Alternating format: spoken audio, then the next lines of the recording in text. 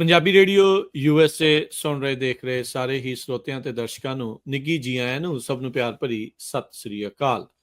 ਮੈਂ ਰਾਜਕਰਨਵੀਰ ਸਿੰਘ ਪ੍ਰੋਗਰਾਮ ਖਬਰ ਤੇ ਨਜ਼ਰ ਲੈ ਕੇ ਹਾਜ਼ਰ ਹੋ ਚੁੱਕੇ ਹਾਂ। ਜੁੜ ਚੁੱਕੇ ਨੇ ਮੇਰੇ ਨਾਲ ਪੰਜਾਬ ਦੇ ਉੱਘੇ ਸੀਨੀਅਰ ਪੱਤਰਕਾਰ ਦੀਪਕ ਸ਼ਰਮਾ ਚਨਾਰਥਲ ਜੀ। ਦੀਪਕ ਜੀ ਆਇਆਂ ਨੂੰ ਸਵਾਗਤ ਹੈ। ਸਤਿ ਸ੍ਰੀ ਅਕਾਲ ਜੀ। ਸਤਿ ਸ਼੍ਰੀ ਅਕਾਲ ਰਾਜਕਰਨਵੀਰ ਜੀ, ਸਾਰੇ ਦਰਸ਼ਕਾਂ ਨੂੰ ਸਰੋਤਿਆਂ ਨੂੰ ਪਿਆਰ ਭਰੀ ਸਤਿ ਸ਼੍ਰੀ ਅਕਾਲ। ਸਾਡੇ ਅੱਜ ਦੇ ਇਸ ਪ੍ਰੋਗਰਾਮ ਨੂੰ ਤੁਹਾਡੇ ਸਾਰਿਆਂ ਤੱਕ ਪਹੁੰਚਾਉਣ 'ਚ ਸਹਿਯੋਗ ਕਰਦੇ ਨੇ ਖਾਲਸਾ ਇੰਸ਼ੋਰੈਂਸ ਏਜੰਸੀ, ਜਿਨ੍ਹਾਂ ਦੇ ਕੋਲੋਂ ਤੁਸੀਂ ਹਰ ਇੱਕ ਤਰੀਕੇ ਦੀ ਇੰਸ਼ੋਰੈਂਸ ਕਰਵਾ ਸਕਦੇ ਹੋ। ਇੰਸ਼ੋਰੈਂਸ ਬਾਰੇ ਪਤਾ ਕਰਨ ਲਈ ਕਾਲ ਕਰ ਸਕਦੇ ਹੋ 408-272-2500 ਦੇ ਉੱਤੇ। ਢੇਰਕੀਆਣਾ ਇਮੀਗ੍ਰੇਸ਼ਨ ਲਾ ਫਰਮ US ਇਮੀਗ੍ਰੇਸ਼ਨ ਦਾ ਹੋਵੇ ਕਿਸੇ ਵੀ ਤਰੀਕੇ ਦਾ ਕੰਮ, ਕਾਲ ਅਟਰਨੀ ਜੇ ਢੇਰਕੀਆਣਾ 415-909-0503 ਦੇ ਉੱਤੇ।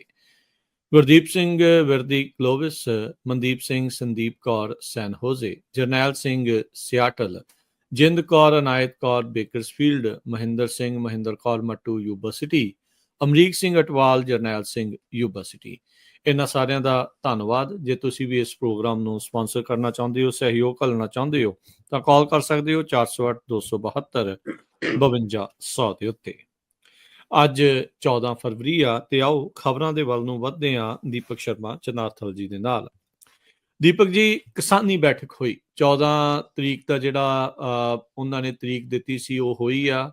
ਕਈ ਜਣੇ ਵਿਆਹ ਤੇ ਗਏ, ਕਈ ਜਿਹੜੇ ਬਾਹਰ ਘੁੰਮਣ ਫਿਰਨ ਨੂੰ ਜਿਹੜੇ ਉਹ ਆਏ ਹੋਏ ਸੀ, ਵੱਡੇ ਜਿਹੜੇ ਲੋਕ ਜਿਨ੍ਹਾਂ ਨਾਲ ਮੀਟਿੰਗ ਹੋ ਸਕਦੀ ਸੀ। ਪਰ ਕਹਿੰਦੇ ਵੀ ਓਵਰਆਲ ਕਿਸਾਨੀ ਬੈਠਕ ਸੁਖਾਵੇਂ ਮਾਹੌਲ 'ਚ ਹੋਈ ਆ, ਪਰ ਮਸਲਾ ਕੋਈ ਨਹੀਂ ਹੱਲ ਹੋਇਆ। ਬਿਲਕੁਲ ਜੀ, ਦੋਏ ਧਿਰਾਂ ਨੇ ਬਾਹਰ ਆ ਕੇ ਕਿਹਾ ਕਿ ਬੈਠਕ ਬਹੁਤ ਸੁਖਾਵੇਂ ਮਾਹੌਲ 'ਚ ਹੋਈ ਆ ਤੇ ਅਗਲੀ ਬੈਠਕ ਅਸੀਂ ਤੈਅ ਕਰ ਲਈ 22 ਤਰੀਕ ਨੂੰ ਕਰਾਂਗੇ, ਕਿਉਂਕਿ ਉਸ ਦਿਨ ਸ਼ਿਵਰਾਜ ਚੌਹਾਨ ਜੀ ਵੀ ਆਉਣਗੇ। ਮਤਲਬ ਜੇ ਸ਼ਿਵਰਾਜ ਚੌਹਾਨ ਜੀ ਦੀ ਬੈਠਕ 'ਚ ਆਉਣ ਨਾਲੇ ਅੱਗੇ ਗੱਲ ਤੁਰਨੀ ਸੀ, ਫਿਰ ਅੱਜ ਕਾਹਨੂੰ ਬੈਠਕ ਕਰਨੀ ਸੀ? ਫਿਰ ਅੱਜ ਵਾਲੀ ਬੈਠਕ ਦਾ ਕੀ ਅਰਥ ਸੀ? ਜੇ ਤੁਸੀਂ ਕੋਈ ਹੱਲ ਹੀ ਨਹੀਂ ਕਰਨ ਆਏ ਸੀ, ਤੁਹਾਡੇ ਕੋਲ ਕੋਈ ਜਵਾਬ ਹੀ ਨਹੀਂ ਸੀ ਕੁਝ, ਤਾਂ ਕਰਨ ਕੀ ਆਏ ਸੀ? ਕਰਨ ਉਹੀ ਆਏ ਸੀ ਜਿਹਦੀ ਗੱਲ ਆਪਾਂ ਲਗਾਤਾਰ ਕਰਦੇ ਆਏ ਕਿ ਉਹਨਾਂ ਨੇ ਪਹਿਲਾਂ ਆ ਕੇ ਕਹਿਣਾ ਕਿ ਦੱਸੋ ਤੁਹਾਡੀਆਂ ਮੰਗਾਂ ਕੀ ਨੇ। ਔਰ ਉਹੀ ਗੱਲ ਪ੍ਰਹਿਲਾਦ ਜੋਸ਼ੀ ਨੇ ਕਹੀ ਕਿ ਅਸੀਂ ਇਹਨਾਂ ਨੂੰ ਪੁੱਛਿਆ ਕਿ ਸਾਨੂੰ ਦੱਸੋ, ਆਪਣੀਆਂ ਮੰਗਾਂ ਤੋਂ ਜਾਣੂ ਕਰਾਓ। ਇਹਨਾਂ ਨੇ ਆਪਣੀਆਂ ਮੰਗਾਂ ਗਣਾਈਆਂ ਤੇ MSP ਤੇ ਫੋਕਸ ਰਿਹਾ, ਉਹ ਸਾਰਾ ਕੁਛ। ਸੋ ਇਸ ਲਈ ਹਰ ਵਾਰ ਇਹ ਆਉਂਦੇ ਨੇ, ਹਰ ਵਾਰ ਮੰਗਾਂ ਪੁੱਛਦੇ ਨੇ। ਸਾਲ ਦਿੱਲੀ ਬੈਠਿਆ ਅਸੀਂ, ਸਾਲ ਉਰੇ ਹੋ ਗਿਆ ਤੇ ਉਹ ਤੋਂ ਬਿਨਾਂ ਵੀ ਮਤਲਬ ਕਿ ਸੰਸਦ 'ਚ ਬਹਿਸ ਵੀ ਹੁੰਦੀ ਹੈ, ਮੀਡੀਆ ਰਿਪੋਰਟਾਂ ਵੀ ਆਉਂਦੀਆਂ, ਸਮੇਂ ਦੀ ਗੱਲ ਵੀ ਹੁੰਦੀ ਹੈ। ਅਜੇ ਤੱਕ ਕੇਂਦਰ ਸਰਕਾਰ ਨੂੰ ਕਿਸਾਨੀ ਮਸਲਿਆਂ ਦਾ ਨਹੀਂ ਪਤਾ। ਦੇਖ ਲਓ, ਇਹ ਕਮਾਲ। ਤੇ ਫਿਰ ਹੋਰ ਵੀ ਕਮਾਲ ਦੀ ਗੱਲ ਹੈ ਕਿ ਮਸਲਾ ਕਿਸਾਨੀ ਦਾ, ਤੇ ਕਿਸਾਨੀ ਕਹਿੰਦੀ ਹੈ ਕਿ ਵੀ ਸਾਨੂੰ ਕਾਰਪੋਰੇਟ ਘਰਾਣਿਆਂ ਤੋਂ ਖਤਰਾ ਖੜਾ ਹੈ, ਲਗਾਤਾਰ ਉਹਨਾਂ ਦੇ ਹਮਲੇ ਨੇ। ਪਰ ਜਿਹੜੇ ਮੰਤਰੀ ਸਾਹਿਬ ਆਏ ਸੀ ਉਹ ਕੰਜ਼ਿਊਮਰ ਵਿਭਾਗ ਦੇ ਮਿਨਿਸਟਰ ਨੇ। ਸੋ ਕਿਹਦਾ ਪੱਖ ਪੂਰਨਗੇ ਕੰਜ਼ਿਊਮਰ ਮਿਨਿਸਟਰ? ਤੁਸੀਂ ਆਪ ਹਿਸਾਬ ਲਾ ਲਓ। ਸੋ ਇੱਥੋਂ ਉਹਨਾਂ ਦੀ ਨੀਤ। ਚਲੋ, ਅੱਜ ਸ਼ਿਵਰਾਜ ਚੌਹਾਨ ਜਿਹੜੇ ਖੇਤੀਬਾੜੀ ਮੰਤਰੀ ਨੇ, ਉਹਨਾਂ ਦੇ ਮੁੰਡੇ ਦਾ ਵਿਆਹ ਸੀ ਤੇ ਇਸ ਲਈ ਹੋ ਸਕਦਾ ਕਿ ਵਿਆਹ ਬਾਅਦ ਚੋਂ ਰੱਖਿਆ ਹੋਵੇ, ਬੈਠਕ ਪਹਿਲਾਂ ਰੱਖ ਲਈ ਹੋਵੇ।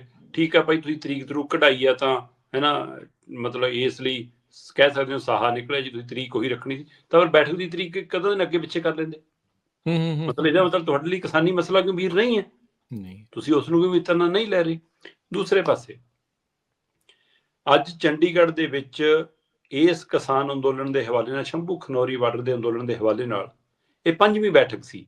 1 ਸਾਲ ਦੇ ਵਿੱਚ 5ਵੀਂ ਬੈਠਕ, ਔਰ ਲਗਭਗ ਸਾਲ ਬਾਅਦ ਹੀ ਬੈਠਕ।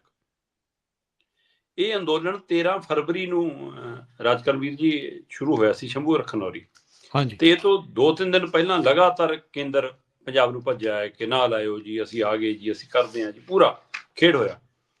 ਜਦੋਂ ਮੈਂ ਇਹਨੂੰ ਦੇਖਦਾ ਤਾਂ ਮੈਂ ਦੇਖ ਰਿਹਾ ਸੀਗਾ ਕਿ ਪਹਿਲੀ ਬੈਠਕ 8 ਫਰਵਰੀ 2024 ਨੂੰ ਹੋਈ, ਬੇਸਿੱਟਾ ਰਹੀ ਜੀ ਕਹਿੰਦੇ। 12 ਫਰਵਰੀ 2024 ਨੂੰ ਦੂਸਰੀ ਬੈਠਕ ਹੋਈ, ਕਿਸਾਨ MSP ਤੇ ਅੜੇ ਸੀ, 5 ਘੰਟੇ ਮੀਟਿੰਗ ਚੱਲੀ, ਬੈਠਕ ਬੇਸਿੱਟਾ ਹੋਈ। ਬੇਸ਼ੱਕ ਕਹਿੰਦੇ ਉਹਨਾਂ ਨੇ ਕਿਹਾ ਕਿ ਅਸੀਂ ਬਿਜਲੀ ਸੋਧ ਬਿੱਲ ਛੱਡ ਦਿੰਦੇ ਹਾਂ ਜੀ, ਅਸੀਂ ਕਿਸਾਨਾਂ ਤੇ ਕਰਜ਼ ਜਿਹੜੇ ਕੇਸ ਦਰਜ ਨੇ ਜੀ ਉਹ ਮਾਫ ਕਰ ਦਿੰਦੇ। ਇਹ ਗੱਲਾਂ ਦਿੱਲੀ ਵੀ ਹੋਈਆਂ ਸੀ, ਹੈ ਨਾ। ਉਹ ਤੋਂ ਬਾਅਦ ਤੀਸਰੀ ਬੈਠਕ ਜੀ 15 ਫਰਵਰੀ। ਹੁਣ 12 ਫਰਵਰੀ 2024 ਨੂੰ 13 ਫਰਵਰੀ ਵਾਲੇ ਅੰਦੋਲਨ ਤੋਂ 1 ਰਾਤ ਪਹਿਲਾਂ ਬੈਠਕ ਹੋ ਰਹੀ ਹੈ ਤੇ ਸਵੇਰ ਨੂੰ ਅੰਦੋਲਨ ਸ਼ੁਰੂ ਹੋ ਗਿਆ। ਫਿਰ 15 ਫਰਵਰੀ 2024 ਨੂੰ ਫਿਰ ਆਏ ਤੀਸਰੀ ਬੈਠਕ ਕਰਨ। ਮੀਟਿੰਗ ਦੇਰ ਰਾਤ ਤੱਕ ਚੱਲੀ, ਰਾਤ ਦੇ 1 ਵਜੇ ਤੱਕ ਮੀਟਿੰਗ ਚੱਲੀ, ਹੈ ਨਾ। ਮੀਟਿੰਗ 'ਚ ਕਿਸਾਨਾਂ ਨੇ ਹਰਿਆਣਾ ਪੁਲਿਸ ਤੋਂ ਵੱਲੋਂ ਕੀਤੇ ਗਏ ਹਮਲਿਆਂ ਦਾ ਜ਼ਿਕਰ ਕੀਤਾ, ਮੰਗਾਂ ਦਾ ਜ਼ਿਕਰ ਕੀਤਾ। ਮੀਟਿੰਗ ਬੇਸਿੱਟਾ। ਫਿਰ ਚੌਥੀ ਬੈਠਕ 18 ਫਰਵਰੀ 2024 ਨੂੰ ਹੋਈ।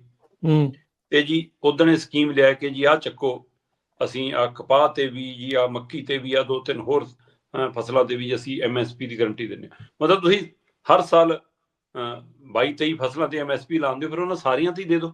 ਜਦੋਂ ਲਾਉਂਦੇ ਕਿਉਂ ਫਿਰ ਜੇ ਦੇਣੀ ਹੋਣੀ। ਹੁਣ ਵੀ ਜਿਹੜੀਆਂ ਲਿਆਏ ਸੀ 4-5, ਕਹਿੰਦੇ ਉਹ ਚੌਥੀ ਬੈਠਕ ਜਦੋਂ ਗਣਾਈਆਂ ਤੇ ਕਿਸਾਨ ਲੀਡਰ ਤਾਂ ਬਾਗੋ ਬਾਗ ਹੋ ਗਏ, ਲੈ ਵੀ ਆਪਣੀ ਜਿੱਤ ਹੋ ਗਈ, ਸਵੇਰ ਨੂੰ ਤਾਂ ਆਪਾਂ ਦਰਬਾਰ ਸਾਹਿਬ ਤੱਕ ਮਾਰਚ ਲੈ ਕੇ ਜਾਵਾਂਗੇ, ਆਪਣੇ ਤਾਂ ਜਿੱਤ ਦੇ ਹਾਰ ਪੈਣਗੇ। ਤੇ ਸਵੇਰ ਨੂੰ ਜਦੋਂ ਖੇਤੀ ਮਾਹਿਰਾਂ ਨੇ ਸਮਝਾਇਆ ਕਿ ਪਤੰਦਰੋਂ ਠੱਗੀ ਹੋਈ ਹੈ ਤੁਹਾਡੇ ਨਾਲ, ਫਿਰ ਪਲਟ ਗਏ, ਫਿਰ ਕਹਿੰਦੇ ਨਹੀਂ ਜੀ ਸਾਨੂੰ ਮਨਜ਼ੂਰ ਨਹੀਂਗਾ। ਸੋ ਉਹ 18 ਫਰਵਰੀ 2024 ਦੀ ਹੋਈ ਬੈਠਕ ਹੁਣ 14 ਫਰਵਰੀ 2025 ਨੂੰ ਹੋ ਰਹੀ ਹੈ, 1 ਸਾਲ ਬਾਅਦ 5ਵੀਂ ਬੈਠਕ। ਦੇਖ ਲਓ। ਸੋ ਇੱਥੋਂ ਅੰਦਾਜ਼ਾ ਲਾ ਲਓ ਕਿ ਉਹ 4 ਬੈਠਕਾਂ ਵੀ ਬੇਸੀਟਾਂ ਸੀਗੀਆਂ, 1 ਸਾਲ ਬਾਅਦ 5ਵੀਂ ਬੈਠਕ ਹੋਈ, ਉਹ ਵੀ ਬੇਸਿੱਟਾ। ਔਰ ਮੈਂ ਇਹ ਗੱਲ ਲਗਾਤਾਰ ਪਿਛਲੇ 2 ਪ੍ਰੋਗਰਾਮਾਂ ਤੋਂ ਕਰਦਾ ਆ ਰਿਹਾ ਸੀਗਾ ਕਿ ਇਸ ਬੈਠਕ ਚੋਂ ਰੱਤਾ ਨਹੀਂ ਕੁਝ ਨਿਕਲਣਾ, ਨਹੀਂ ਨਿਕਲਦਾ। ਸਹੀ ਗੱਲ। ਤਾਂ ਬਿਲਕੁਲ ਜੀ। ਚਲੋ ਹਾਂ, ਇਹ ਹੈ ਕਿ ਅੰਦੋਲਨਕਾਰੀ ਕਿਸਾਨਾਂ ਦੇ ਲਈ, ਮੈਂ ਮੈਦਾਨ 'ਚ ਨਿੱਤਰੇ ਹੋਏ ਕਿਸਾਨਾਂ ਦੇ ਲਈ ਥੋੜਾ ਜਿਹਾ ਹੌਸਲਾ ਹੁੰਦਾ ਕਿ ਸਰਕਾਰ ਗੱਲ ਤਾਂ ਸੁਣਨਾ ਹੀ। ਉਸ ਐਂਗਲ ਤੋਂ ਇਸ ਨੂੰ ਇੰਨਾ ਕੁ ਸਮਝਿਆ ਜਾ ਸਕਦਾ। ਇਹ ਮਤਲਬ ਕਿ ਸਾਹ ਦਬਾਉਣ ਦੇ ਲਈ ਆਪਾਂ ਕਹਿ ਸਕਦੇ ਹਾਂ ਕਿ ਠੀਕ ਹੈ। ਹੁਣ 14 ਮੈਂਬਰ ਆਏ ਸੀਗੇ ਜੀ ਖਨੌਰੀ ਬਾਰਡਰ ਤੋਂ ਕਿਸਾਨਾਂ ਦੇ, 14 ਹੀ ਆਏ ਸੀ ਸ਼ੰਭੂ ਤੋਂ। ਖਨੌਰੀ ਬਾਰਡਰ ਤੋਂ ਜਗਜੀਤ ਸਿੰਘ ਡੱਲੇਵਾਲ ਜਿਹੜੇ 81ਵੇਂ ਦਿਨ 'ਚ ਮਰਨ ਵਰਤਾ। ਵੈਸੇ ਡ੍ਰਿਪ ਲੱਗਣ ਤੋਂ ਬਾਅਦ ਥੋੜੀ ਜਿਹੀ ਲੋਕਾਂ ਦੀ ਫਿਕਰ ਵੀ ਘਟੀ ਆ, ਤੇ ਸਰਕਾਰ ਦਾ ਵੀ ਮਕਸਦ ਸਿਰਫ ਡ੍ਰਿਪ ਲਵਾਉਣਾ ਹੀ ਸੀਗਾ। ਉਹ ਤੋਂ ਬਾਅਦ ਸਰਕਾਰ ਵੀ ਹੁਣ ਬੇਫਿਕਰੇ ਆ, ਹੈ ਨਾ। ਇਸ ਲਈ ਇਹ ਬੈਠਕ ਡ੍ਰਿਪ ਲਾਉਣ ਚੋਂ ਨਿਕਲੀ ਆ, ਨਾ ਕਿ ਕਿਸਾਨੀ ਮੰਗਾਂ ਚੋਂ ਨਿਕਲੀ ਸੀ। ਕਿਉਂਕਿ ਜਗਜੀਤ ਸਿੰਘ ਡੱਲੇਵਾਲ ਉਹਨਾਂ ਨੇ ਸਪਸ਼ਟ ਕਹਿਤਾ ਸੀ ਕਿ ਮੈਂ ਮੈਡੀਕਲ ਸਹੂਲਤ ਨਹੀਂ ਲੈਂਦਾ ਜਦੋਂ ਤੱਕ ਕੇਂਦਰ ਗੱਲਬਾਤ ਲਈ ਤਿਆਰ ਨਹੀਂ ਹੁੰਦਾ। ਤੇ ਇਸ ਲਈ ਉਹਨਾਂ ਨੇ ਹਾਮੀ ਭਰਤੀ ਕਿ ਠੀਕ ਹੈ ਜੀ ਮੀਟਿੰਗ ਕਰ ਲੈਂਦੇ ਆ, ਪਰ ਉਹ ਕਿਸਾਨੀ ਮੰਗਾਂ ਲਈ ਮੀਟਿੰਗ ਨਹੀਂ ਕਰ ਰਹੇ ਸੀ। ਇਹਦਾ ਮਤਲਬ ਤੁਹਾਡੀ ਸਿਰਫ ਜਦੋਂ ਤੁਸੀਂ ਮਰਨ ਵਰਤ ਨੂੰ ਇਸ ਐਂਗਲ ਤੱਕ ਲੈ ਗਏ ਤਾਂ ਉਹ ਮੀਟਿੰਗ ਲਈ ਆਏ ਨੇ। ਸੋ ਉਸ ਤੋਂ ਬਾਅਦ ਉਹਨਾਂ ਨੇ ਡ੍ਰਿਪ ਲਵਾ ਲਈ, ਉਹਨਾਂ ਦਾ ਕੰਮ ਹੋ ਗਿਆ। ਹੁਣ ਠੀਕ ਹੈ, ਫਿਰ ਲਟਕਾਈ ਜਾਣਗੇ। ਹੁਣ ਬੈਠਕ ਚੋਂ ਫਿਰ ਬੈਠਕ ਨਵੀਂ ਜੰਮੀ ਜਾਊਗੀ, ਹੈ ਨਾ। ਤੋ ਇਸ ਲਈ ਇਹ ਪ੍ਰਕਿਰਿਆ ਫਿਰ ਚੱਲੀ ਜਾਊਗੀ। ਹੁਣ 22 ਤਰੀਕ ਦੇਤੀ ਅਗਲੇ ਨੇ ਅਗਲੀ ਬੈਠਕ ਲਈ। ਜਗਜੀਤ ਸਿੰਘ ਡੱਲੇਵਾਲ ਅੱਜ 11 ਵਜੇ ਖਨੌਰੀ ਬਾਰਡਰ ਤੋਂ 40 ਗੱਡੀਆਂ ਦੇ ਕਾਫਲੇ ਨਾਲ ਤੁਰਦੇ ਨੇ। ਉਹਨਾਂ ਨੂੰ ਬਕਾਇਦਾ ਐਂਬੂਲੈਂਸ 'ਚ ਲਿਆਂਦਾ ਜਾਂਦਾ। 81ਵਾਂ ਦਿਨ ਹੈ ਉਹਨਾਂ ਦੇ ਮਰਨ ਵਰਤ ਦਾ, ਤੇ ਇੱਥੇ ਆਉਣ ਤੋਂ ਬਾਅਦ ਉਹਨਾਂ ਨੂੰ ਵੀਲ ਚੇਅਰ ਰਾਹੀਂ ਅੰਦਰ ਲਿਜਾਇਆ ਜਾਂਦਾ। ਪਰ ਉਹ 3.5 ਘੰਟੇ ਦੀ ਬੈਠਕ 'ਚ ਗੋਲ ਮੇਜ਼ ਤੇ ਹੀ ਬੈਠਦੇ ਨੇ। ਉਸ ਬੈਠਕ ਦੌਰਾਨ ਉਹ ਆਪਣਾ ਤਰਕ ਵੀ ਰੱਖਦੇ ਨੇ, ਆਪਣਾ ਪੱਖ ਵੀ ਰੱਖਦੇ ਨੇ। ਬਾਹਰ ਆ ਕੇ ਇੱਕ ਵੀਡੀਓ ਪੋਸਟ ਵੀ ਪਾਉਂਦੇ ਨੇ। ਉਹ ਤੋਂ ਬਾਅਦ ਮੀਡੀਆ ਨੂੰ ਸੰਬੋਧਨ ਵੀ ਕਰਦੇ ਨੇ ਕਿਸਾਨ ਆਗੂ, ਫਿਰ ਮੰਤਰੀ ਸਾਹਿਬ ਵੀ ਸੰਬੋਧਨ ਕਰਦੇ ਨੇ, ਤੇ ਲੈ ਦੇ ਕੇ 22 ਤਰੀਕ ਵਾਲੀ ਮੀਟਿੰਗ ਤੇ ਗੱਲ ਮੁੱਕ ਜਾਂਦੀ ਹੈ। ਹੁਣ ਜਿਹੜੇ 14 ਨਾਲ ਆਏ, ਉਹਨਾਂ ਦੇ ਵਿੱਚੋਂ ਬਹੁ ਗਿਣਤੀ ਦਾ ਪੰਜਾਬ ਦੀਆਂ ਜਥੇਬੰਦੀਆਂ ਦੇ ਨੁਮਾਇੰਦੇ ਸੀਗੇ। ਉਹ ਤੋਂ ਬਿਨਾਂ ਇੱਕ ਹਰਿਆਣਾ ਦਾ, ਇੱਕ ਰਾਜਸਥਾਨ ਦਾ, ਇੱਕ ਤਾਮਿਲਨਾਡੂ ਦਾ, ਇੱਕ ਕੇਰਲਾ ਦੀ ਜਥੇਬੰਦੀ ਦਾ ਨੁਮਾਇੰਦਾ ਵੀ ਸੀਗਾ। ਇਹ ਖਨੌਰੀ ਤੋਂ। ਸ਼ੰਭੂ ਤੋਂ ਸਰਵਣ ਸਿੰਘ ਪੰਧੇਰ ਉਹਨਾਂ ਦੀ ਅਗਵਾਈ 'ਚ 14 ਹੀ ਕਿਸਾਨਾਂ ਦਾ ਵਫਦ ਆਇਆ। 28 ਮੈਂਬਰੀ ਵਫਦ ਨੇ ਮੀਟਿੰਗ ਕੀਤੀ ਹੈ। ਸੋ ਉਹਨਾਂ ਦੇ ਵਿੱਚ ਵੀ ਪੰਜਾਬ ਦੇ ਨੁਮਾਇੰਦਿਆਂ ਤੋਂ ਇਲਾਵਾ ਹਰਿਆਣਾ, ਰਾਜਸਥਾਨ, ਤਾਮਿਲਨਾਡੂ, ਕਰਨਾਟਕਾ, ਬਿਹਾਰ, ਯੂਪੀ ਦੇ ਨੁਮਾਇੰਦੇ ਸੀ। ਸੋ ਇਹ ਨੁਮਾਇੰਦਗੀ ਇਹ ਦਿਖਾਉਣ ਦੀ ਕੋਸ਼ਿਸ਼ ਕੀਤੀ ਜਾ ਰਹੀ ਹੈ ਕਿ ਦੇਖੋ ਜੀ, ਇਹ ਪੂਰੇ ਭਾਰਤ ਦਾ, ਇੰਨੇ ਸੂਬਿਆਂ ਦੇ ਨੁਮਾਇੰਦੇ ਸਾਡੇ ਨਾਲ ਨੇ। ਇਹ ਮੀਡੀਆ ਵੀ ਜਾਣਦਾ ਹੈ, ਸਰਕਾਰ ਵੀ ਜਾਣਦੀ ਹੈ ਕਿ ਲੈ ਦੇ ਕੇ 2.5 ਤੋਂ 3 ਜਥੇਬੰਦੀਆਂ ਦਾ ਅੰਦੋਲਨ ਹੈ। ਔਰ ਇਸੇ ਚੀਜ਼ ਦਾ ਫਾਇਦਾ ਕੇਂਦਰ ਚੁੱਕ ਰਿਹਾ ਹੈ ਕਿ ਇਹ ਏਕੇ ਦਾ ਅੰਦੋਲਨ ਨਹੀਂ ਹੈ, ਇਹ ਇਕੱਠ ਦਾ ਅੰਦੋਲਨ ਨਹੀਂ ਹੈ, ਇਹ ਉਹੇ ਜਿਹਾ ਦਿੱਲੀ ਵਾਲੇ ਮੂਵਮੈਂਟ ਵਾਲਾ ਅੰਦੋਲਨ ਨਹੀਂ ਹੈ। ਸੋ ਇਸ ਲਈ ਉਹ ਸੁਣ ਵੀ ਨਹੀਂ ਰਿਹਾ। ਕੁਝ ਧਿਰਾਂ ਦੇ ਵੀ ਕਹਿੰਦੀਆਂ ਕਿ ਆਪੇ ਬਿਠਾਏ ਨੇ ਜੀ, ਆਪੇ ਲੜਾਏ ਨੇ, ਆਪੇ ਕਰਿਆ। ਉਹ ਇਹ ਵੀ ਸਵਾਲ ਇੱਥੋਂ ਤੱਕ ਪੈਦਾ ਹੋ ਰਹੇ ਨੇ।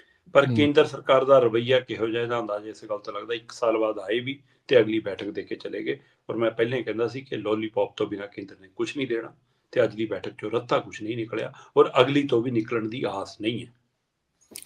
ਦੀਪਕ ਜੀ, ਹੁਣ ਇੰਨੀ ਵਾਰੀ ਜਦੋਂ ਹੱਥ ਲੱਗੇ ਹੁਣ, ਤੇ ਬੰਦਾ ਕੁਝ ਸਿੱਖ ਕੇ ਜਾਂਦਾ, ਕੁਝ ਕਰਦਾ ਵੀ ਆਪਾਂ ਕੁਝ ਡਿਫਰੈਂਟ ਕਰੀਏ, ਕੁਝ ਵੱਖਰਾ ਚੀਜ਼ ਕਰ ਸਕਦੇ ਹਾਂ।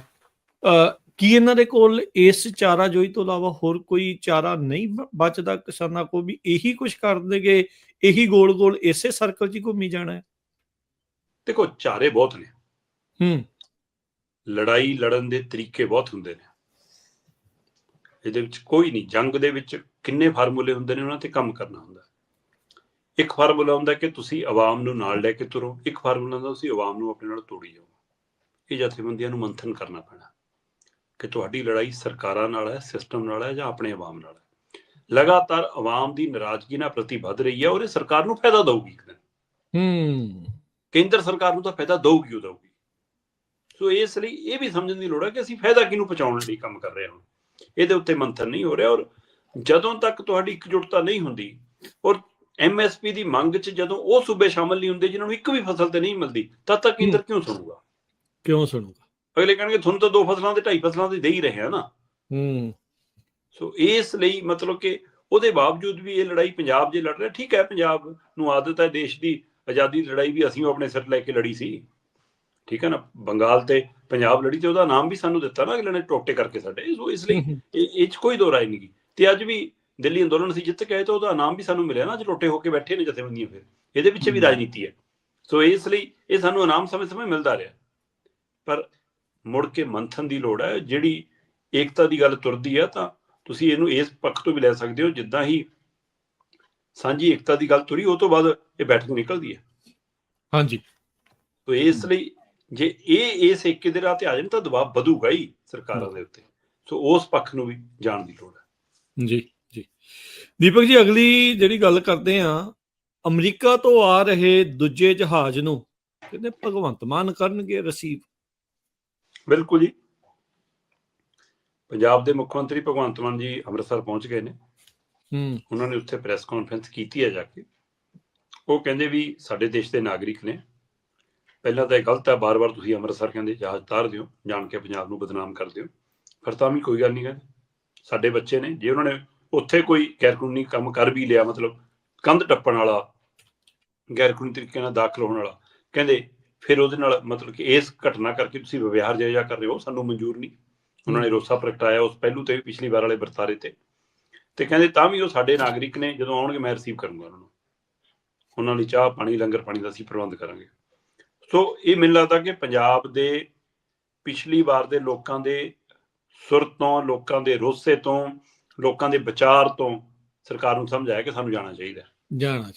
ਹਾਂ, ਵੈਸੇ ਪਿਛਲੀ ਵਾਰ ਵੀ ਮੰਤਰੀ ਸਾਹਿਬ ਗਏ ਸੀ, ਫੋਟੋ ਜੀ ਖਿਚਾਇਆ ਸੀ, ਪਰ ਇਸ ਤਰੀਕੇ ਨਾਲ ਖੁੱਲ ਕੇ ਨਹੀਂ ਆਏ ਸੀ ਜਿਸ ਤਰ੍ਹਾਂ ਹੁਣ ਭਗਵੰਤ ਮਾਨ ਜੀ ਖੁੱਲ ਕੇ ਆਏ ਨੇ। ਸੋ ਇਹ ਚਾਹੇ ਦਿੱਲੀ ਵਾਲੀ ਹਾਰ ਦਾ ਅਸਰ ਹੈ ਭਰਾਵੋ, ਚਾਹੇ ਇਹ ਮਤਲਬ ਕਿ ਲੋਕਾਂ ਦੇ ਦਬਾਅ ਦਾ ਅਸਰ ਹੈ, ਚਾਹੇ ਮੀਡੀਆ 'ਚ ਇਸ ਗੱਲ ਦੇ ਮੁੱਦਾ ਬਣਨ ਤੇ ਅਸਰ ਹੈ ਕਿ ਬੇਰੁਖੀ ਕਿਉਂ ਕੋਲੰਬੀਆ ਵਾਲੇ ਰਾਸ਼ਟਰਪਤੀ ਤੱਕ ਰਿਸੀਵ ਕਰਨ ਆਉਂਦੇ ਨੇ ਤੇ ਸਾਡੇ ਵਾਲਾ ਮੁੱਖ ਮੰਤਰੀ ਵੀ ਨਾ ਜਾਵੇ। ਸੋ ਇਸ ਲਈ ਚਾਹੇ ਉਹਦਾ ਅਸਰ ਹੈ, ਪਰ ਇਹ ਪਹੁੰਚ ਗਏ ਨੇ। ਹਾਂ, ਉਹਨਾਂ ਨੇ ਇੱਕ ਗੱਲ ਜ਼ਰੂਰ ਕਹੀ, ਉਹ ਕਹਿੰਦੇ ਵੀ ਪਹਿਲੀ ਗੱਲ ਤਾਂ ਇਹ ਹੈ ਕਿ ਜੇਕਰ ਇਸ ਤਰੀਕੇ ਨਾਲ ਭੇਜੇ ਜਾ ਰਹੇ ਨੇ ਤਾਂ ਸਾਡੀ ਸਰਕਾਰ ਨੂੰ ਉੱਥੇ ਇਹਦੇ ਉੱਤੇ ਦਬਾਅ ਬਣਾਉਣਾ ਚਾਹੀਦਾ, ਇਹ ਵਤੀਰਾ ਸਹੀ ਨਹੀਂ ਹੈ। ਦੂਸਰਾ, ਉਹਨਾਂ ਨੇ ਇਹ ਵੀ ਕਿਹਾ ਕਿ ਇਹਨਾਂ ਨੂੰ ਤਾਂ ਭੇਜੀ ਜਾਂਦੇ ਹੋ ਤੇ ਸਾਡੇ ਵਾਲੇ ਅਸੀਂ ਲੈਣ ਨੂੰ ਤਿਆਰ ਹਾਂ, ਪਰ ਜਿਨ੍ਹਾਂ ਨੂੰ ਅਸੀਂ ਮੰਗਦੇ ਉਹਨਾਂ ਨੂੰ ਤੁਸੀਂ ਭੇਜਦੇ ਨਹੀਂ ਗੇ।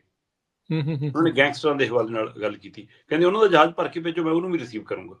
ਸੋ ਇਸ ਲਈ ਉਹਨਾਂ ਨੇ ਇੱਕ ਤਰ੍ਹਾਂ ਨਾਲ ਕੇਂਦਰ ਸਰਕਾਰ ਤੇ ਵੀ ਉਂਗਲ ਧਰੀ ਹੈ। ਤੇ ਹੁਣ ਦੇਖਦੇ ਹਾਂ ਜੀ, ਜੋ ਜਾਣਕਾਰੀ ਸਾਡੇ ਕੋਲ ਉਹਦੇ ਅਨੁਸਾਰ ਸਵੇਰ ਨੂੰ 119, ਕੱਲ ਨੂੰ ਦਿਨ ਸ਼ਨੀਵਾਰ ਹੈ, 15 ਫਰਵਰੀ ਹੈ, ਤੇ ਦੁਪਹਿਰ ਬਾਅਦ ਕਹਿੰਦੇ ਕਿ ਉਹ ਜਹਾਜ਼ ਉਤਰਨਾ।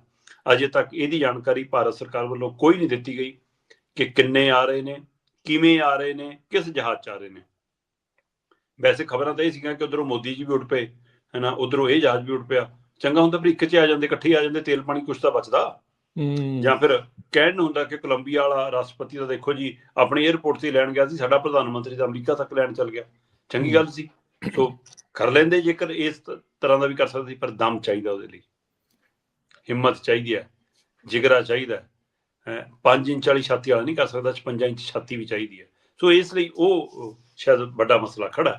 ਪਰ ਹੁਣ ਸਵਾਲ ਇੱਥੇ ਹੀ ਖੜਾ ਹੈ ਕਿ ਇਹ ਜਾਣਕਾਰੀ ਜੇ ਭਾਰਤ ਸਰਕਾਰ ਨਹੀਂ ਦੇ ਰਹੀ ਤਾਂ ਵੀ ਇਹ ਕਿੱਥੋਂ ਮੀਡੀਆ 'ਚ ਆ ਰਹੀ ਆ ਕਿ ਜੀ 119 ਆ ਰਹੇ ਨੇ, ਉਹਦੇ ਵਿੱਚ 67 ਪੰਜਾਬ ਦੇ ਨੇ, 33 ਹਰਿਆਣਾ ਦੇ ਨੇ।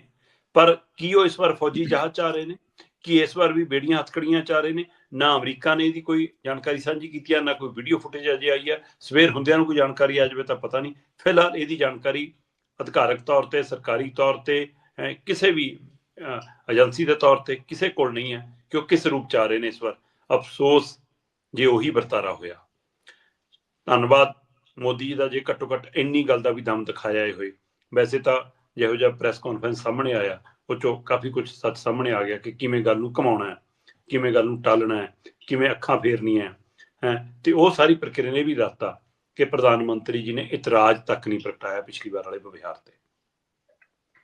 ਤੇ ਪਰ ਫਿਰ ਵੀ ਜੇ ਅਗਲੀ ਵਾਰ ਲਈ ਮਨਾ ਲਿਆ ਹੋਇਆ ਤਾਂ ਉਹਦੇ ਲਈ ਵੀ ਧੰਨਵਾਦ। ਦੇਖਦੇ ਹਾਂ ਜੀ ਸਵੇਰ ਨੂੰ ਕਿਹੜਾ ਦੇਰ ਹੈ।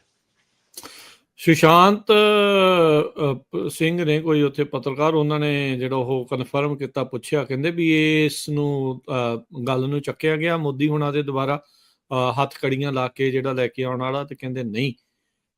ਲੋਕਾਂ ਨੂੰ ਤੇ ਵੀ ਸ਼ਾਇਦ ਲੱਗ ਰਿਹਾ ਸੀ ਵੀ H1 ਵਾਲੇ, ਚਲੋ ਇਹਨਾਂ ਨੇ ਤਾਂ ਇਲੀਗਲ ਕੰਮ ਕੀਤਾ ਹੈ, ਇਹ ਮੰਨਦੇ ਆ, ਰਿਪੋਰਟ ਕਰ ਰਹੇ ਆ। ਜਿਹੜੇ H1 ਵਾਲੇ ਆ ਉਹਨਾਂ ਦਾ ਕੀ ਬਣੂਗਾ, ਉਹਨਾਂ ਪ੍ਰਤੀ ਇੱਥੇ ਬੜੀ ਹੇਟ ਦਾ ਜਿਹੜਾ ਰੌਲਾ ਆ, ਉਹ ਵੀ ਕਹਿੰਦੇ ਮੁੱਦਾ ਚੱਕਿਆ, ਕਹਿੰਦੇ ਨਹੀਂ, ਸਿਰਫ ਤੇ ਸਿਰਫ ਹਾਂਜੀ ਜੀ ਜੀ ਮੁੱਦੇ ਚੱਕਣ ਨਹੀਂ ਆਏ ਸੀ ਸਾਡੇ ਪ੍ਰਧਾਨ ਮੰਤਰੀ। ਸਾਡੇ ਪ੍ਰਧਾਨ ਮੰਤਰੀ ਦਾ ਸਮਾਨ ਚੁੱਕਣ ਆਏ ਸੀ। ਆਹੋ ਹੀਟ ਸ਼ੀਲਡ ਦਿੱਤੀ ਸੀ ਉਹਨੇ ਈਲਨ ਮਸਕ ਨੇ, ਹੁਣ ਉਹ ਪਤਾ ਨਹੀਂ ਕਿੱਥੇ ਲਾਉਣੀ ਆ, ਵੀ ਕਿਹੜੀ ਗਰਮੀ ਤੋਂ ਜਿਹੜਾ ਨਹੀਂ। ਉਹ ਤੋਂ ਬਿਨਾਂ ਜਿਹੜੇ ਹਥਿਆਰ ਵੇਚਣੇ ਉਹਨਾਂ ਦਾ ਸੌਦਾ ਤਾਂ ਕਰ ਲਿਆ ਨਾ, ਤੇਲ ਦਾ ਸੌਦਾ ਤਾਂ ਕਰ ਲਿਆ ਨਾ। ਤੇਲ ਮਹਿੰਗਾ ਭਾਅ ਲੈਣ ਲੱਗਾ। ਅਸੀਂ ਬਾਜ਼ਾਰ ਆ ਤੇ ਉਹ ਵੱਡੇ ਵਪਾਰੀ ਨੇ, ਸੋ ਵਪਾਰੀ ਦੀ ਹਿੰਮਤ ਆ, ਅਗਲੇ ਨੇ ਆਪਣੇ ਘਰੇ ਬੁਲਾ ਕੇ ਮਾਲ ਵੇਚ ਲਿਆ। ਹਾਂ ਸਹੀ ਗੱਲ। ਉਹਦਾ ਗੁਜਰਾਤੀਆਂ ਨੂੰ ਜ਼ਿਆਦਾ ਦੱਸਦੇ ਆ ਵੀ ਇਹ ਬੜੇ ਤੇਜ਼ ਹੁੰਦੇ ਆ। ਜੀ ਜੀ ਜੀ। ਅਗਲੀ ਜਿਹੜੀ ਆ ਗੱਲ ਕਰਦੇ ਜਾਈਏ ਦੀਪਕ ਜੀ, ਇਸ ਦੇ ਬਾਰੇ ਆਪਾਂ ਚਰਚਾ ਤਾਂ ਹੁਣ ਕਈ ਦਿਨਾਂ ਤੋਂ ਜਿਹੜੀ ਉਹ ਕਰ ਰਹੇ ਆ। ਕਹਿੰਦੇ ਮਾਨ ਸਾਹਿਬ ਕਿਸ ਨੂੰ ਦੇਣਗੇ ਮੁੱਖ ਮੰਤਰੀ ਵਾਲੀ ਕੁਰਸੀ, ਇਹ ਬਹੁਤ ਚਰਚਾ ਚੱਲ ਰਹੀ ਹੈ ਜੀ ਇਸ ਟਾਈਮ। ਬਿਲਕੁਲ, ਅੱਜ ਦਿਨ ਭਰ ਪੰਜਾਬ ਦੇ ਮੀਡੀਆ 'ਚ ਖਬਰ ਖੂਬ ਚੱਲੀ। ਆਪਾਂ ਲੰਘੇ ਦਿਨੀ ਗੱਲ ਕਰਕੇ ਹਟੇ ਕੈਬਨਿਟ ਦੀ ਬੈਠਕ ਦੀ। ਉਸ ਕੈਬਨਿਟ ਦੀ ਬੈਠਕ ਤੋਂ ਬਾਅਦ ਸਵਾ ਘੰਟਾ ਵੱਧ ਬੈਠਕ ਚੱਲੀ, ਜਿਹਦਾ ਜ਼ਿਕਰ ਆਪਾਂ ਕੀਤਾ ਸੀ ਕਿ ਉਹ 'ਚ ਹੋਇਆ ਕੀ ਆ। ਅੱਜ ਕੱਲ ਲੀਡਰ ਨਾ ਫੋਨ ਤੇ ਪੱਤਰਕਾਰਾਂ ਨੂੰ ਜਾਣਕਾਰੀ ਨਹੀਂ ਦਿੰਦੇ, ਅਫਸਰ ਵੀ ਫੋਨ ਤੇ ਜਾਣਕਾਰੀ ਨਹੀਂ ਦਿੰਦੇ। ਤੋ ਇਸ ਲਈ ਫਿਰ ਕਿਸੇ ਨਾ ਕਿਸੇ ਇੱਕ ਦੋ ਸਾਥੀਆਂ ਨੂੰ ਮਿਲਣਾ ਪੈਂਦਾ, ਤੇ ਉਹ ਤੋਂ ਬਾਅਦ ਫਿਰ ਅਗਾਂਹ ਤੋਂ ਅਗਾਂਹ ਪਲੱਸ ਮਾਈਨਸ ਹੁੰਦੀ ਹੈ ਜਾਣਕਾਰੀ। ਹੋਇਆ ਕੀ ਕਿ ਜੀ, ਜਦੋਂ ਕੱਲ 11 ਵਜੇ ਬੈਠਕ ਸ਼ੁਰੂ ਹੋਈ, 2:15 ਵਜੇ ਤੱਕ ਬੈਠਕ ਸੀ, ਉਹ 3 ਵਜੇ ਤੱਕ ਚਲੀ ਗਈ। ਏਜੰਡੇ ਕਾਫੀ ਦੇਰ ਤੋਂ ਸੀ ਲੰਮੇ ਲਟਕੇ ਸੀਗੇ। 3:15 ਬੈਠਕ ਹੋਣ ਤੋਂ ਬਾਅਦ, ਕੰਮ ਨਿਬੜਨ ਤੋਂ ਬਾਅਦ, ਕਹਿੰਦੇ ਮੁੱਖ ਮੰਤਰੀ ਭਗਵੰਤ ਮਾਨ ਜੀ ਨੇ ਖੁਦ ਕਿਹਾ ਚਾਹ ਪਾਣੀ ਪਿਲਾਉਣ ਵਾਲੇ ਸੇਵਾਦਾਰਾਂ ਨੂੰ ਤੇ ਅਫਸਰਾਂ ਅਧਿਕਾਰੀਆਂ ਜਿਹੜੇ ਨਾਲ ਬੈਠੇ ਸੀ, ਹਰੇਕ ਮੰਤਰੀਆਂ ਦੇ ਹਵਾਲੇ ਨਾਲ, ਕਿ ਵੀ ਹੁਣ ਤੁਸੀਂ ਚਲੋ, ਹੁਣ ਅਸੀਂ ਕੁਝ ਰਾਜਨੀਤਿਕ ਗੱਲਾਂ ਕਰਨੀਆਂ। ਸਾਰਿਆਂ ਨੂੰ ਤੋੜਤਾ ਤੇ ਕੁੰਡੀ ਲਾ ਲਈ। ਕੁੰਡੀ ਲਾ ਕੇ ਕਹਿੰਦੇ ਮੁੱਖ ਮੰਤਰੀ ਭਗਵੰਤ ਮਾਨ ਜੀ ਨੇ ਬਾਹਾਂ ਦੇ ਕੱਫ ਖੋਲ ਕੇ ਚੜਾ ਲਏ, ਤੇ ਕਹਿੰਦੇ ਮੰਤਰੀ ਸਾਰੇ ਦੇਖਣਗੇ ਹੁਣ ਕੀ ਹੋਊਗਾ। ਕੱਲ ਸਾਰੇ ਹੀ ਮੰਤਰੀ ਵੀ, ਅਫਸਰ ਵੀ, ਸਟਾਫ ਵੀ ਉੱਥੇ ਦਾ ਸਾਰਾ ਇਸ ਗੱਲੋਂ ਹੈਰਾਨ ਸੀਗਾ ਕਿ ਅੱਜ ਭਗਵੰਤ ਮਾਨ ਜੀ ਦਾ ਅੰਦਾਜ਼ ਬਦਲਿਆ ਹੋਇਆ। ਬੈਠਕ 'ਚ ਸਭ ਤੋਂ ਪਹਿਲਾਂ ਆ ਗਏ, ਹੈ ਨਾ, ਫੋਨ ਬਾਹਰ ਰੱਖਤਾ। ਨਹੀਂ ਅੱਗੇ ਆਰਾਮ ਨਾਲ ਆਉਂਦੇ ਸੀ, ਕੈਜੂਅਲ ਜੇ ਹੋ ਕੇ, ਫੋਨ ਆ ਵੀ ਗਿਆ ਤਾਂ ਵੀ ਚੱਕ ਲਿਆ, ਕਰ ਵੀ ਲੈਣਾ, ਫਰੋਲ ਵੀ ਲੈਣਾ, ਹੈ ਨਾ, ਤੇ ਠੀਕ ਹੈ ਜੀ, ਦੇਖੋ ਜੀ ਏਜੰਡਾ, ਕਰੋ ਜੀ ਏਜੰਡਾ। ਕੱਲ ਕੱਲਾ ਏਜੰਡਾ ਫਰੋਲਿਆ। ਪਤਾ ਨਹੀਂ ਭਾਈ ਇਹ 11 ਤਰੀਕ ਵਾਲੀ ਬੈਠਕ ਦਾ ਅਸਰ ਸੀ, ਪਤਾ ਨਹੀਂ ਦਿੱਲੀ ਦੀ ਹਾਰ ਦਾ ਡਰ ਸੀ, ਪਤਾ ਨਹੀਂ ਆਪਣੀਆਂ ਅਗਲੀਆਂ ਚੋਣਾਂ ਦਿਖਦੀਆਂ, ਪਤਾ ਨਹੀਂ ਕੁਰਸੀ ਦਾ ਮਸਲਾ ਸੀ। ਖਾਸੇ ਗੰਭੀਰ ਸੀ। ਜਦੋਂ ਕਿ ਦੱਸਣ ਵਾਲੇ ਦੱਸਦੇ ਕਿ ਉਹਨਾਂ ਦੀ ਸਿਹਤ ਠੀਕ ਨਹੀਂ ਸੀ, ਉਹਨਾਂ ਨੂੰ ਨਜ਼ਲਾ ਜ਼ੁਕਾਮ ਕਾਫੀ ਸੀਗਾ, ਉਹਦੇ ਬਾਵਜੂਦ ਵੀ ਉਹਨਾਂ ਨੇ ਪੂਰਾ ਟਾਈਮ ਲਾਇਆ। ਫਿਰ ਜਦੋਂ ਰਾਜਨੀਤਿਕ ਮਸਲੇ ਤੇ ਆ ਗਈ, ਕੁੰਡੀ ਲਾਉਣ ਤੋਂ ਬਾਅਦ, ਕਹਿੰਦੇ ਭਗਵੰਤ ਮਾਨ ਜੀ ਆਪਣੇ ਰੰਗ 'ਚ ਆ ਗਏ ਵੀ ਆਪਾਂ ਨੂੰ ਕੁਛ ਕਰਨਾ ਪਊਗਾ, ਐ ਨਹੀਂ ਗੱਲ ਬਣਨੀ, ਐ ਕਰੋ, ਆਪਣੇ ਹਲਕੇ 'ਚ ਕੰਮ ਕਰੋ, ਵਧੀਆ ਕਰੋ, ਫਲਾਣਾ ਕਰੋ, ਸਾਰਾ ਕੁਝ ਸ਼ੁਰੂ ਹੋਇਆ। ਗੱਲਾਂ 'ਚੋਂ ਕਹਿੰਦੇ ਕੁੰਵਰ ਵਿਜੇ ਪ੍ਰਤਾਪ ਵਾਲੀ ਪੋਸਟ ਤੇ ਜ਼ਿਕਰ ਆ ਗਿਆ। ਅੱਛਾ। ਕੁੰਵਰ ਵਿਜੇ ਪ੍ਰਤਾਪ ਜੀ ਲਗਾਤਾਰ ਆਪਣੀ ਹੀ ਸਰਕਾਰ ਨੂੰ ਨਿਸ਼ਾਨੇ ਤੇ ਲੈ ਰਹੇ ਨੇ।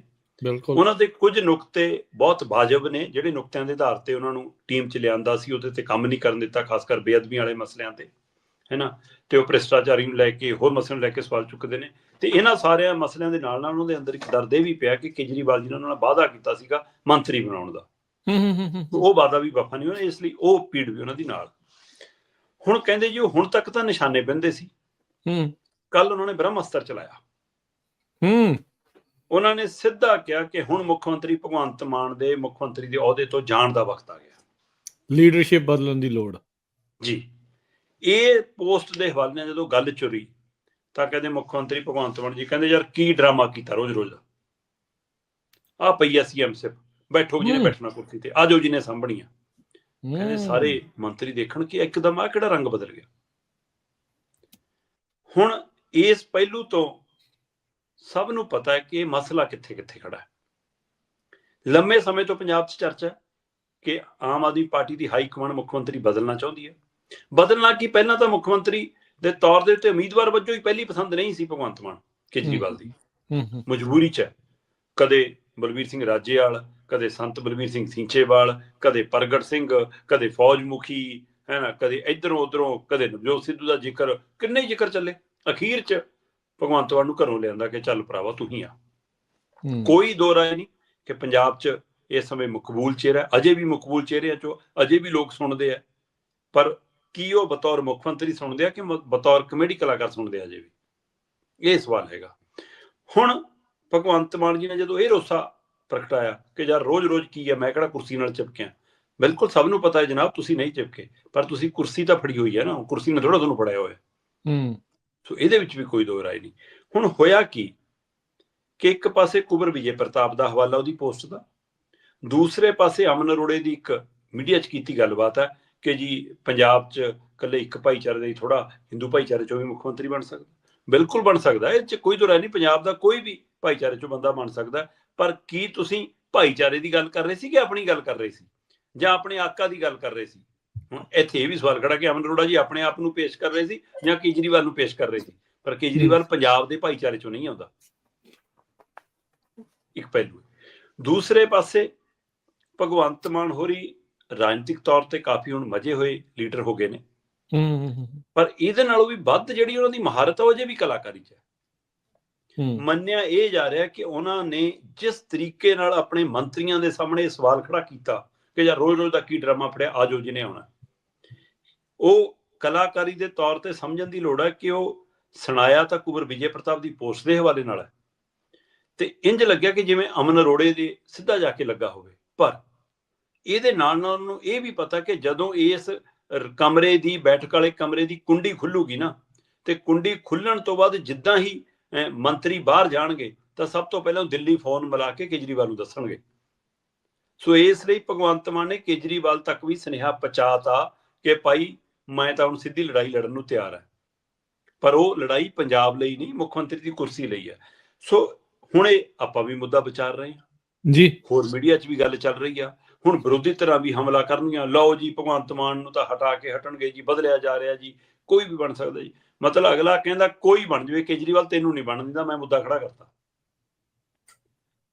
ਸੋ ਹੁਣ ਇਹ ਗੱਲ ਹੋ ਜੂਗੀ ਕਿ ਬਾਹਰਲਾ ਨਹੀਂ ਮਨਜ਼ੂਰ ਜੀ, ਪੰਜਾਬ ਐਂ ਗੱਲ ਚਲਾਊਗਾ ਕਿ ਜੇ ਬਾਹਰਲਾ ਨਹੀਂ ਆ ਸਕਦਾ ਜੀ। ਸੋ ਇਸ ਲਈ ਕੇਜਰੀਵਾਲ ਦਾ ਰਾਹ ਰੋਕਣ 'ਚ ਕੀ ਭਗਵੰਤ ਮਾਨ ਕਾਮਯਾਬ ਹੋਗੇ, ਜਾਂ ਆਪਣੀ ਕੁਰਸੀ ਬਚਾਉਣ 'ਚ ਕਾਮਯਾਬ ਹੋਗੇ, ਜਾਂ ਉਹਨਾਂ ਨੇ ਇਹ ਦਰਦ ਬਿਆਨ ਕਰਕੇ ਦੱਸਤਾ ਕਿ ਭਾਈ ਮੇਰੀ ਛੁੱਟੀ ਕੀਤੀ ਜਾ ਸਕਦੀ ਹੈ। ਵੈਸੇ ਆਪਾਂ 2 ਦਿਨ ਪਹਿਲਾਂ ਹੀ ਗੱਲ ਕਰਕੇ ਹਟੇ ਹਾਂ ਕਿ ਮਕਾਨ ਦਾ ਤਬਾਦਲਾ, ਕਿ ਕੁਰਸੀ ਦਾ ਤਬਾਦਲਾ ਨਾਲ ਹੋਣਾ, ਉਹ ਘਰ ਕੀ ਮੁੱਖ ਮੰਤਰੀ ਜੀ ਲਈ ਤਿਆਰ ਹੋ ਰਿਹਾ ਜਾਂ ਉਹ ਕੇਜਰੀਵਾਲ ਜੀ ਲਈ ਤਿਆਰ ਹੋ ਰਿਹਾ। ਦੱਸਣ ਵਾਲੇ ਤਾਂ ਇਹ ਵੀ ਦੱਸਦੇ ਨੇ ਕਿ ਚੰਡੀਗੜ੍ਹ ਦੇ ਆਲੇ ਦੁਆਲੇ ਮੋਹਾਲੀ 'ਚ ਕੋਈ ਵੱਡਾ ਘਰ ਲੱਭਿਆ ਜਾ ਰਿਹਾ, ਕਿਹਦੇ ਲਈ ਲੱਭਿਆ ਜਾ ਰਿਹਾ, ਇਹ ਵੀ ਚਰਚਾਵਾਂ ਖੂਬ ਨੇ। ਸੋ ਕੇਜਰੀਵਾਲ ਕੀ ਪੰਜਾਬ ਆਉਣਾ ਚਾਹੁੰਦੇ ਨੇ? ਕੀ ਉਹਨਾਂ ਨੂੰ ਭਗਵੰਤ ਮਾਨ ਨੇ ਆਪਣੇ ਬਾਹਾਂ ਦੇ ਕੱਪ ਖੋਲ ਕੇ ਸੁਨੇਹਾ ਦੇਤਾ ਕਿ ਨਾ ਜੀ, ਹੈ ਨਾ? ਪਰ ਹਾਈ ਕਮਾਂਡ ਹੈ, ਅਜੇ ਵੀ 2 ਦਿਨ ਦੇ ਇਜਲਾਸ ਦੇ ਵਿੱਚ ਕੁਝ ਵੀ ਹੋ ਸਕਦਾ। ਜੇ ਐਮਐਲਏ ਕੇਜਰੀਵਾਲ ਨਾਲ ਖੜੇ ਨੇ, ਜਦੋਂ ਕੇਜਰੀਵਾਲ ਹਟਾਉਣ ਤੇ ਤਾਂ ਹਟਾ ਸਕਦੇ ਨੇ, ਪਰ ਕੇਜਰੀਵਾਲ ਜੇ ਬਣਨਗੇ ਤਾਂ ਪੰਜਾਬ ਜ਼ਰੂਰ ਮੂਹਰੇ ਅੜੂਗਾ। ਇਹ ਮੁੱਖ ਮੰਤਰੀ ਮਾਨ ਹੁਣਾਂ ਦੇ ਨਾਲ ਇਹਨਾਂ 90-92 ਦੇ ਵਿੱਚੋਂ ਕੁਝ ਪੱਕੇ ਕੋਰ ਵਾਲੇ ਹੈਗੇ ਆ ਨਾਲ, ਜਿਹਦੇ ਦਮ ਦੇ ਉੱਤੇ ਇਹ ਸੋਚ ਰਹੇ ਆ ਵੀ ਮੈਂ ਇਹ ਸਟੈਂਡ ਲੈ ਸਕਦਾ।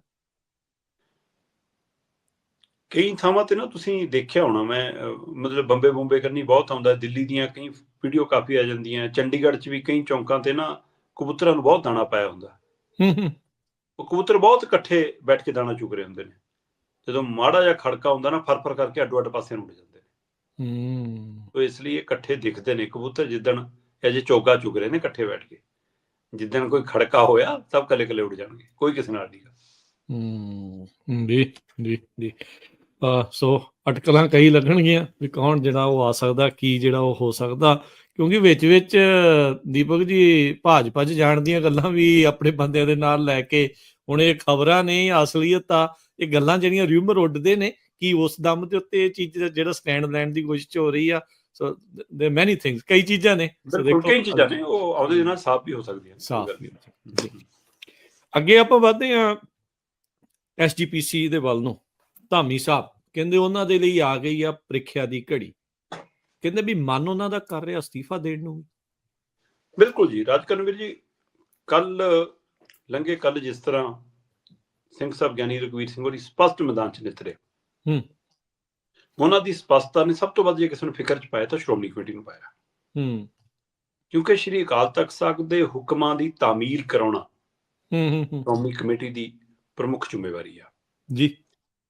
ਤੇ ਜਿਹੜੀ 7 ਮੈਂਬਰੀ ਕਮੇਟੀ ਥਾਪੀ ਹੈ ਉਹਦੇ ਮੁਖੀ ਵੀ ਸ਼੍ਰੋਮਣੀ ਕਮੇਟੀ ਦੇ ਪ੍ਰਧਾਨ ਐਡਵੋਕੇਟ ਹਰਜਿੰਦਰ ਸਿੰਘ ਧਾਮੀ ਨੇ।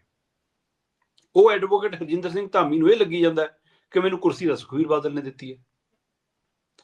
ਹੁਣ ਉਹ ਕਰਨ ਕੀ? ਜੇ ਉਹ ਬਾਦਲਾਂ ਨਾਲ ਖੜਦੇ ਨੇ ਤਾਂ ਸਿਧਾਂਤ ਨੂੰ ਤਿਲਾਂਜਲੀ ਦੇਣੀ ਪੈਂਦੀ ਹੈ, ਜੇ ਸਿਧਾਂਤ ਨਾਲ ਖੜਦੇ ਨੇ ਤਾਂ ਕੁਰਸੀ ਨੂੰ ਤਿਲਾਂਜਲੀ ਦੇਣੀ ਪੈਂਦੀ ਹੈ। ਸੋ ਇਸ ਮਝਧਾਰ ਚੋਂ ਕਿੰਨੀ ਵਾਰੇ ਕਹਿੰਦੇ ਇਸ ਪਹਿਲੂ ਤੇ ਆ ਚੁੱਕੇ ਨੇ ਕਿ ਅਸਤੀਫਾ ਦੇ ਦੇਵਾਂ, ਮਨ ਕਰਦਾ ਛੱਡ ਦੇਵਾਂ, ਫਿਰ ਕੁਝ ਮਨਾ ਲੈਂਦੇ ਨੇ, ਕੁਝ ਸਮਝਾ ਲੈਂਦੇ ਨੇ, ਪਤਾ ਨਹੀਂ ਹੁਣ ਇਹ ਕੀ ਹੈ, ਪਰ ਉਹਨਾਂ ਲਈ ਬਹੁਤ ਮੁਸ਼ਕਲ ਖੜੀ ਹੈ। ਹੁਣ 7 ਮੈਂਬਰੀ ਕਮੇਟੀ ਨਾਲ ਜੋ ਕੱਲ ਵਰਤਾਰਾ ਚੰਡੀਗੜ੍ਹ 'ਚ ਵਾਪਰਿਆ, ਜਾਂ ਅਕਾਲੀ ਦਲ ਦੀ ਲੀਡਰਸ਼ਿਪ ਅੱਜ ਜਿਸ ਤਰ੍ਹਾਂ ਮੀਡੀਆ 'ਚ ਗੱਲ ਰੱਖ ਰਹੀ ਆ ਕਿ ਜੀ 7 ਮੈਂਬਰੀ ਕਮੇਟੀ ਆ ਜਾਂਦੀ ਜੀ ਦਫ਼ਤਰ, ਭੁੰਦਰ ਸਾਹਿਬ ਇੱਥੇ ਬੈਠੇ ਸੀ, ਬਜ਼ੁਰਗ ਬੰਦਾ ਜੇ ਕਹਿੰਦਾ ਜੀ ਤਾਂ ਇੱਥੇ ਕਿਉਂ ਨਹੀਂ ਆ ਗਏ ਜੀ? ਮਤਲਬ ਬਜ਼ੁਰਗ ਬੰਦਾ ਜੇ ਕਹਿੰਦਾ 7 ਮੈਂਬਰੀ ਕਮੇਟੀ ਇੱਥੇ ਕਿਉਂ ਨਹੀਂ ਆ ਗਈ, ਤੇ 7 ਮੈਂਬਰੀ ਕਮੇਟੀ ਜੋ ਕਹਿੰਦੀ ਅਕਾਲੀ ਦਲ ਕਿਉਂ ਨਹੀਂ ਮੰਨਦਾ, ਉਹ ਤਾਂ ਅਕਾਲ ਤਖਤ ਸਾਹਿਬ ਨੇ ਥਾਪਿਆ, ਤੇ ਤੁਸੀਂ ਤਾਂ ਉਹਨਾਂ ਦੀ ਵੀ ਨਹੀਂ ਮੰਨ ਕੇ ਰਾਜੀ। ਸੋ ਇਸ ਲਈ ਸਿੱਧੇ ਇਹ ਤਾਂ ਕਹਿਣ ਲੱਗੇ ਜੀ ਕਿਹੜੀ 2 ਦਿਨਾਂ ਦੇ ਮੋਹਲਤ ਲਈ ਹੈ ਜੀ, ਕੁਛ ਨਹੀਂ। ਅਸਲ 'ਚ ਅਕਾਲੀ ਦਲ ਦੇ ਥਿੰਕ ਟੈਂਕਾਂ ਨੇ ਮੰਨਿਆ ਕਿ ਵੀ 2015 'ਚ ਇਹੋ ਜਿਹੀ ਸਥਿਤੀ ਸੀ, ਆਪਾਂ ਜਥੇਦਾਰ ਇੱਧਰ ਉੱਧਰ ਕੀਤੇ, ਬਦਲੇ, ਲੋਕਾਂ ਨੇ ਪ੍ਰਵਾਨ ਕਰ ਲਏ ਨਾ ਉਹ ਜਥੇਦਾਰ, ਕੱਲ ਨੂੰ ਨਵੇਂ ਲਾ ਦਾਂਗੇ ਉਹ ਵੀ ਪ੍ਰਵਾਨ ਹੋ ਜਾਣਗੇ, ਕੋਈ ਚੱਕਰ ਨਹੀਂ। ਪਰ ਇਹਨਾਂ ਨੂੰ ਇਹ ਨਹੀਂ ਸਮਝ ਆ ਰਹੀ ਕਿ ਭਾਈ ਕਿਸੇ ਸਮੇਂ ਸਾਡੀਆਂ 2 ਵਾਰ ਲਗਾਤਾਰ ਸਰਕਾਰਾਂ ਬਣੀਆਂ ਸੀ, ਤੇ ਉਹ ਤੋਂ ਬਾਅਦ ਅਸੀਂ ਵਿਰੋਧੀ ਧਿਰ 'ਚ ਵੀ ਨਹੀਂ ਆਏ, ਤੇ ਅੱਜ ਅਸੀਂ ਗਿਣਤੀ 'ਚ 3 ਤੇ 3 'ਚੋਂ 1 MLA ਰਹਿ ਗਿਆ ਸਾਡੇ ਕੋਲ। ਇਹ ਆਲੀ ਨਾਰਾਜ਼ ਹੋ ਕੇ ਅੱਡ ਬੈਠਾ, ਸੁੱਖੀ ਆਮ ਆਦਮੀ ਪਾਰਟੀ ਚਲਾ ਗਿਆ, ਕੱਲਾ ਬਿਕਰਮ ਮਜੀਠੀਆ ਦੀ ਧਰਮ ਪਤਨੀ ਹੈ। ਸੋ ਇਸ ਲਈ ਇਸ ਸਥਿਤੀ ਨੂੰ ਵੀ, ਤੇ ਬੀਜੇਪੀ ਤੋਂ ਵੀ ਵੋਟ % ਸਾਡਾ ਘਟ ਗਿਆ, ਉਸ ਚੀਜ਼ ਨੂੰ ਮਤਲਬ ਅਜੇ ਵੀ ਕਬੂਤਰ ਨੇ ਅੱਖਾਂ ਹੀ ਮੀਚੀਆਂ, ਉਹ ਮੰਨ ਕੇ ਚੱਲ ਰਹੀ ਹੈ ਕਿ ਮੈਨੂੰ ਬਿੱਲੀ ਨਹੀਂ ਦੇਖ ਰਹੀ। ਐਡਾ ਵੱਡਾ ਅਕਾਲੀ ਦਲ ਤੇ ਸੰਕਟ ਆਇਆ, ਤੇ ਉਹ ਸੰਕਟ ਚੋਂ ਨਿਕਲਣ ਦਾ ਰਾਹ 2 ਤਰੀਕ ਨੂੰ ਦਿਖਿਆ, ਤੇ ਤੁਹਾਨੂੰ ਉਹ ਰਾਹ ਤਾਂ ਵੀ ਨਹੀਂ ਦਿਖਦਾ, ਤੁਸੀਂ ਉਸ ਰਾਹ ਤੇ ਤਾਂ ਵੀ ਨਹੀਂ ਤੁਰਨਾ ਚਾਹੁੰਦੇ। ਤੇ ਉਹ ਸਾਰੇ ਦਾ ਖਮਿਆਜਾ ਹੁਣ ਸ਼੍ਰੋਮਣੀ ਕਮੇਟੀ ਦੇ ਪ੍ਰਧਾਨ ਨੂੰ ਭੁਗਤਣਾ ਪੈਣਾ, ਬਸ਼ਰਤੇ ਸਿੰਘ ਸਾਹਿਬ ਆ ਕੇ ਕਿਹੜਾ ਰੁੱਖ ਅਖਤਿਆਰ ਕਰਦੇ ਨੇ। ਜੇ ਉਹ ਅਸਤੀਫਾ ਦੇ ਕੇ ਲਾਂਭੇ ਹੋ ਜਾਂਦੇ ਨੇ, ਫਿਰ ਨਵੇਂ ਜਥੇਦਾਰ ਲੱਗ ਜਾਣਗੇ। ਜੇ ਉਹ ਗਿਆਨੀ ਹਰਪ੍ਰੀਤ ਸਿੰਘ ਨੂੰ ਹਾਕ ਮਾਰ ਲੈਂਦੇ ਨੇ, ਵੈਸੇ ਗਿਆਨੀ ਹਰਪ੍ਰੀਤ ਸਿੰਘ ਹੋਰਾਂ ਦੇ ਹੁਣ ਇਸ ਸੇਵਾ ਵਜੋਂ ਦੁਬਾਰਾ ਪਰਤਣ ਦੀ ਅਜੇ ਫਿਲਹਾਲ ਤਾਂ ਆਸ ਨਹੀਂ ਹੈ, ਕਿਉਂਕਿ ਉਹਨਾਂ ਨੇ ਤਾਂ ਪੰਥਕ ਰਾਜਨੀਤੀ ਦੀ ਲੀਕ ਖਿੱਚ ਲਈ ਆ। ਅੱਜ ਵੀ ਉਹਨੇ ਕਾਮਾਂ ਤੇ ਹੰਸਾਂ ਦੇ ਹਵਾਲੇ ਨਾਲ ਜਿਹੜੀ ਕਹਾਣੀ ਸੁਣਾਈ ਆ ਉਹ ਖੂਬ ਚੱਲ ਰਹੀ ਹੈ ਨਾ।